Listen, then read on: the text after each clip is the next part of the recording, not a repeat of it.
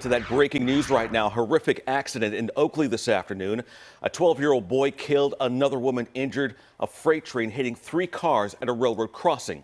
This happened at East Cypress Road just off of Main Street near 2 schools. KTVU's brooks-jarosz just arrived on the scene. Brooks, what have you learned so far?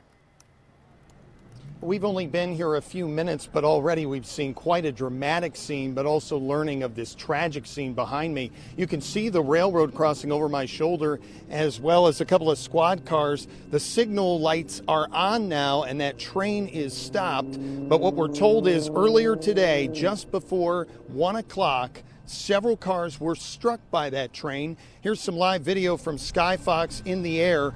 2 cars, just really a mangled mess now. The tragic news, a 12-year-old boy has died. A 19-year-old in the hospital with traumatic head injuries, taken to John Muir Medical Center. We're told that the schools had just let out just afternoon today, a little bit earlier than normal, and that some parents had even said on social media that these tracks tend to back up.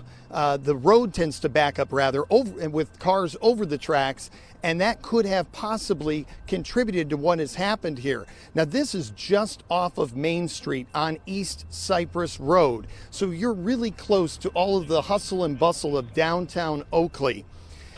What we do know is 3 other people were treated at the scene and have since been released.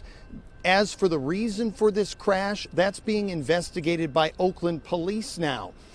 The train did come to a stop, probably about a half-mile down the street, or down the railroad tracks rather. 5 different engines we saw were pulling this large freight train. At this point, we're told that one of the families is on the scene. They do not want to speak on this at this point. We've also reached out to Oakley Unified School District to try to understand if this was in fact a student from the school who was killed here tragically. Guys? Yeah, that is something that everyone is wondering right now. Brooks, we know that this is just a few hours into this investigation, and we feel sorry for the folks who were hit here. Do we know yet, police asking people to stay away from that intersection, how long it will be closed down? Well, traffic in the area seems to be moving a little more steadily than what we heard coming this way, but the road is going to be shut down for quite some time. We also saw some investigators out down the railroad tracks looking at that train. So at this point, it's really too early to tell when this road may reopen.